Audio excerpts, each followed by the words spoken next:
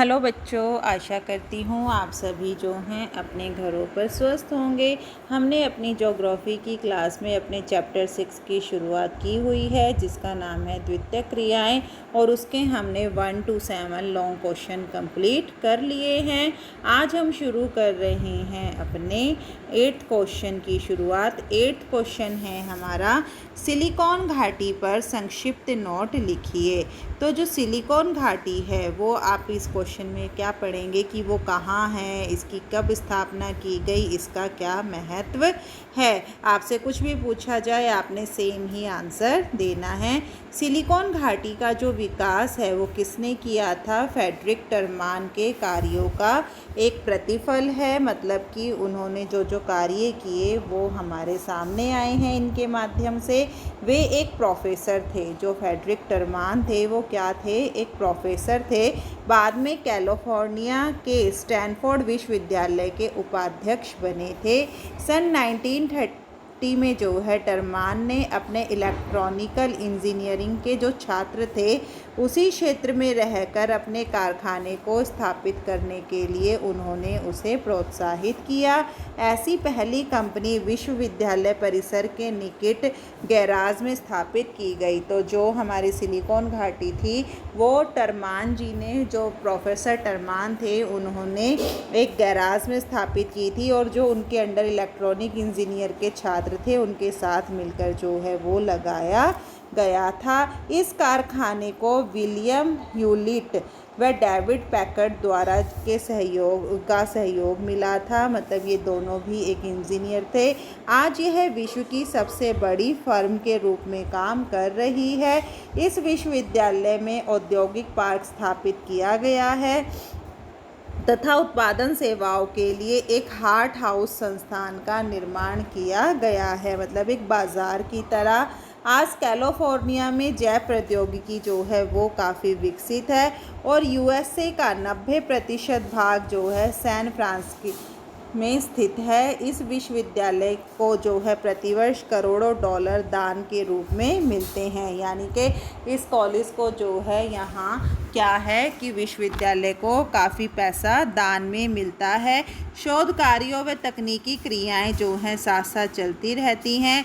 निकट के नवीन जो नए उद्योग शोध कार्यों का जो फ़ायदा उठाते हैं उन्हें रोज़गार प्राप्त होता है। बाजार और प्रचुर सामाजिक व सांस्कृतिक क्रियाकलाप का जो है उन्हें अवसर मिलता है। वो अपने काम के साथ साथ जो है रोज़गार भी कमाते हैं, और साथ ही जो है एक कुशल इंजीनियर भी हमें प्राप्त होते हैं। इन्हें शीघ्र ही एक ही स्थान की ख्याति भी मिल जाती है जहां लोग रहना भी चाहते हैं। वहाँ मतलब क्या है, जहां जो लोग यहाँ काम करते हैं सिलिकॉन घाटी में, वहीं जो है उन्हें रहने का स्थान भी मिल जाता है, और साथ ही साथ जो है अपना कार्य भी करते रहते हैं। आज विश्व में जो है लंदन, पेरिस, मिलान, टोक्यो जो है ऐसे केंद्रों को स्थापित कर चुका है। अब है हमारा अगला प्रश्न, लौह इस्पात उद्योग के विश्व वितरण का वर्णन कीजिए, कि जो लौह इस्पात उद्योग है वो विश्व में कैसे कैसे फैला हुआ है। लौह इस्पात उद्योग जो है सभी उद्योगों के विकास में धुरी का कार्य करता है। सभी उद्योग जो है इसी के इर्द गिर्द घूमते रहते हैं। किसी भी देश के औद्योगिक विकास के लिए जो है सर्वप्रथम लौह इस्पात उद्योग को विकसित किया जाता है। एक सुई से लेकर जो बड़े बड़े जलियान हैं उनका निर्माण जो है लौह इस्पात से ही किया जाता है। इसे अन्य उद्योगों की जननी भी कहा जाता है। ये बात मैं आपको पहले भी बता चुकी हूँ। जो लौह इस्पात उद्योग है उसे अन्य उद्योगों की जननी भी कहा जाता है। लौह इस्पात का जो उत्पादन ही जो है किसी देश के आर्थिक विकास का मापदंड है।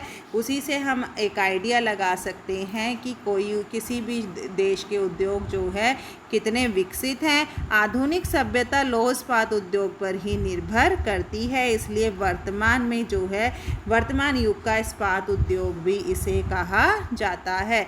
लौह इस्पात उद्योग के स्थानीयकरण के तत्व आज जो है ये कई दशाओं पर निर्भर करता है। सबसे पहले है हमारा कच्चा माल। कच्चे माल में क्या है, यह उद्योग लोहे और कोयले की खानों के निकट लगाया जाता है। कहाँ लगाया जाता है? जहाँ लोहा मिलता है और कोयला मिलता है, उन्हीं की खानों के निकट लगाया जाता है, क्योंकि जिस रूप में हमें ये मिलता है, इसे शुद्ध करने के लिए इसे गलाना पड़ता है बड़ी बड़ी भट्टियों में, तो उसके लिए जो है हमें कोयले की आवश्यकता पड़ती है। इसके अतिरिक्त मैग्नीज चूने के पत्थर व पानी के निकट ही प्राप्त हो जाते हैं, क्योंकि इसकी सफाई करनी पड़ती है। इस उद्योग के लिए जो है परिवहन के सस्ते साधन, श्रमिक, सुरक्षित स्थान व तकनीकी ज्ञान का भी होना आवश्यक है, क्योंकि बड़ी मात्रा में भारी उद्योग है, तो इसे साफ करने के लिए, इसे शुद्ध करने के लिए जो है हमें ज़्यादा लोगों की आवश्यकता पड़ती है। यह जो उद्योग है वो बाज़ार के निकट ही लगाए जाते हैं, क्योंकि इस उद्योग में जो बनी मशीनें और जो यंत्र होते हैं वो काफ़ी भारी होते हैं। इस उद्योग के लिए जो है ज़्यादा पूंजी की आवश्यकता होती है। इस उद्योग में कोक भट्टियों, गोदामों आदि को बनाने के लिए जो है सस्ती व पर्याप्त भूमि की आवश्यकता पड़ती है, जिससे कारखानों को विकसित किया जा सके। कम खर्चे पर लौह इस्पात उद्योग की जो भट्टियों में लोहा साफ करने के लिए ईंधन के रूप में कोक और कोयले का प्रयोग किया जाता है। कई बार लकड़ी के कोयले का भी प्रयोग किया जा सकता है। लौह इस्पात उद्योग का निर्माण, लौह इस्पात का कैसे निर्माण किया जाता है? पृथ्वी पर सबसे ज़्यादा मात्रा में पाई जाने वाली धातु कौन सी है? लौह है। यह स्वतंत्र अथवा शुद्ध रूप में नहीं पाई जाती है, बल्कि यह एक अयस्क के रूप में मिलती है। लौह अयस्क को कोक और चूने के साथ मिलाकर जो है धमन भट्टियों में डालकर पिघलाया जाता है। जो धमन भट्टियाँ होती है, एक प्रकार की ये भट्टी होती है जिसमें कोयले को जलाया जाता है। भट्टी की जो अशुद्धियाँ हैं वो ऊपर आ जाती है और उन्हें बाहर निकाल दिया जाता है। पिघले लोहे को इस्पात बनाने वाली भट्टी में ले जाया जाता है, यानी कि अब जो हमें एक लिक्विड फॉर्म में प्राप्त हो जाता है उसे क्या करते हैं, दूसरी भट्टी में डाला जाता है, जिसमें से यह ठोस रूप में हमें प्राप्त होता है। इसे बेसिक ऑक्सीजन भट्टी कहा जाता है। किसको? इस्पात भट्टी को। इसमें क्रोमियम व मैग्नीज आदि मिला दिया जाता है। इसे पिघली अवस्था में रोलिंग मिलों के साथ लाया जाता है और बड़ी बड़ी चादरों, छड़ों, पाइपों और तारों द्वारा रूप दे दिया जाता है। विश्व में यह हमें कहाँ कहाँ मिलता है, इसके बारे में अब हम पढ़ेंगे। विश्व में जो लोहा है वो इस्पात उत्पन्न करने वाले देशों में संयुक्त राष्ट्र अमेरिका, रूस, जापान, भारत, जर्मनी व ब्रिटेन में मिलता है। संयुक्त राज्य अमेरिका, संयुक्त राज्य अमेरिका में लौह इस्पात उद्योग का जो संकेंद्रण है, जो केंद्र है, वो देश के पूर्वी भागों में हुआ है। यह विश्व का 15% लोहा है यहाँ मिलता है, वह इस्पात का उत्पादन करता है। क्या है, इसके कौन कौन से क्षेत्र हैं? ज़रूरी नहीं है आपने ये सारे याद करने हैं, आप इसमें से 2-3 जो है वो लर्न कर सकते हैं। यहाँ कौन सा कोयला प्राप्त होता है? अपलेशियन कोयला प्राप्त होता है।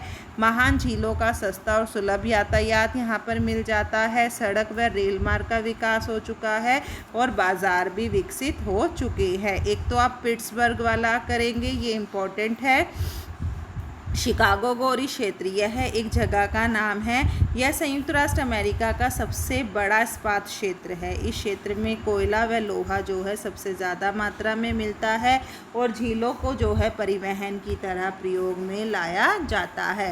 पिट्सबर्ग में क्या है, यह संयुक्त राष्ट्र अमेरिका का 1/3 मतलब इस्पात तैयार करता है। ईरी झील तटीय क्षेत्र, यहाँ एक तो यह परिवहन के रूप में इस्तेमाल हो जाती है, लौह इस्पात का ये भंडार है, लेकिन कोयले की जो खानें हैं वो यहाँ से दूर है। दक्षिणी इस्पात क्षेत्र, यहाँ क्या है, यहाँ पर लोहा इस्पात भी जो है सभी सुविधाएं जैसे लौह अयस्क, कोयला, चूना पत्थर, मैग्नीज और यातायात की सुविधाएं है। बर्गिम जो है महत्वपूर्ण इस्पात केंद्र है। और अगला क्या है, यूरोप के, यूरोप में कहाँ कहाँ हैं? ब्रिटेन में। सबसे पहले तो ये इम्पोर्टेंट भी है और आप इसको जो लर्न करेंगे तो आप ज़रूरी नहीं है कि एक लॉन्ग क्वेश्चन की तरह याद करें, इसको अलग अलग कई पार्ट में आप याद कर लें कि इसका वितरण कहाँ है, यूरोप में कहाँ कहाँ मिलता है, संयुक्त राष्ट्र अमेरिका में कहाँ मिलता है, यह किन किन रूपों में हमें प्राप्त होता है। अगर आप ऐसे करके लर्न करेंगे तो ज़्यादा ईजीली याद हो जाएगा। यूरोपीय देशों में कहाँ है? हैं ब्रिटेन में। 19वीं शताब्दी में जो है 50 वर्षों तक ब्रिटेन विश्व का लौह इस्पात उत्पादक देश बना रहा है। यहाँ के प्रमुख जो क्षेत्र हैं वो उत्तर दक्षिण, वेल्स, उत्तर पूर्वी तटीय क्षेत्र, इन क्षेत्रों में पाया जाता है। जर्मनी में क्या है? जर्मनी का मुख्य क्षेत्र बोखम व आखेन है। यहाँ पर लौह अयस्क की कमी रहती है और जिसकी पूर्ति फ्रांस, स्वीडन द्वारा की जाती है। फ्रांस में लॉरेन क्षेत्र में जो है सबसे बड़ा लौह इस्पात उत्पादक क्षेत्र है। 90% लौह अयस्क इसी क्षेत्र से प्राप्त होता है और उच्च कोटि का अयस्क मिलता है। कोयला जर्मनी के रूर क्षेत्र से मंगवाया जाता है। यूक्रेन में कहाँ है? यूक्रेन का लौह इस्पात जो है उद्योग विकसित अवस्था में है। इसके निम्न कारण हैं। एक तो कच्चा माल और तैयार माल को लाने के लिए परिवहन की सुविधाएं हैं, बाज़ारों तक पहुंचाने की सुविधाएं हैं। इसी कारण जो है यहाँ पर लौह इस्पात उद्योग विकसित है। एशिया का लौह इस्पात उद्योग, एशिया में जो है चीन में इस लौह इस्पात में जो है तीव्र वृद्धि हुई है। 1935 में जो है चीन का उत्पादन बहुत कम था, परंतु 1973 में जो है यह बढ़कर जर्मनी और फ्रांस से भी ज़्यादा चला गया है। और यहाँ पर जो है एंथ्रासाइट जो कोयला है वो ज़्यादातर प्राप्त होता है। भारत में क्या है? भारत में यह उद्योग जो है बहुत पुराना है। भारत में छोटा नागपुर के पठार व जमशेदपुर, दुर्गापुर, बोकारो, राउरकेला में जो है यह उद्योग ज़्यादा प्राप्त होता है। अगला प्रश्न है हमारा, संसार के अधिकांश लौह व इस्पात केंद्र तटीय भागों में स्थित है, क्या कारण है? ये हमारा लास्ट लॉन्ग क्वेश्चन है इस चैप्टर का। लौह इस्पात उद्योग के लिए जो है धातु पिघलाने, साफ करने व विभिन्न आकारों में बदलने के लिए जो है काफ़ी ज़्यादा मात्रा में कोयले की आवश्यकता पड़ती है। ये हम लगातार पढ़ते आ रहे हैं इस चीज़ को। कोयला जो है भारी व वज़न वाला पदार्थ होता है। वज़न तो होता ही है कोयले में। इसके जो लौह अयस्क के स्थान पर ले जाकर इस्पात बनाने से और इस्पात का उत्पादन जो है वो मूल्य बढ़ जाता है। इसलिए कोयले को लौह क्षेत्र में भेजकर जो है उद्योग चालू करने की अपेक्षा लोहे को कोयले के स्थानांतरित करके जो है उद्योग की स्थापना की जाती है। मतलब जहाँ कोयला प्राप्त हो जाता है आसानी से, ऐसी जगह जो है लौह इस्पात उद्योग लगाए जाते हैं। इसके अतिरिक्त जो है इस्पात निर्माण के लिए लोहे की अपेक्षा कोयले की उससे 2.5 गुना अधिक जो है आवश्यकता पड़ती है। अतः लोहे की कोयले क्षेत्र तक पहुंचकर जो है उद्योग स्थानांतरित करने की आवश्यकता पड़ी है। यहाँ जो है कोयले के समुद्र तटीय भागों के निक्षेप के अलावा जो है वर्तमान समय में तटीय भागों और उद्योगों के स्थानांतरण का एक कारण यह भी है कि जो विदेशी बाज़ारों का जो है विस्तार करने में ये सहायक होते हैं। बड़े बड़े बाज़ारों का जो है इन्हीं के कारण विकास हो पाया है। जो उत्पादित माल है समुद्री रास्ते से एक स्थान से दूसरे स्थान पर भेजा जाता है और कच्चा माल भी मंगवाया जाता है, क्योंकि समुद्री यातायात जो है वो सबसे सस्ता साधन है और सरल भी है। ग्रेट ब्रिटेन के न्यूकैलिस, साउथ वेल्स, स्कॉटलैंड व बर्मिंघम क्षेत्रों में जो है ऐसे ही समुद्री यातायात का लाभ उठाकर जो है ऐसे उद्योगों की स्थापना की गई है। इसके अलावा और कहाँ कहाँ है?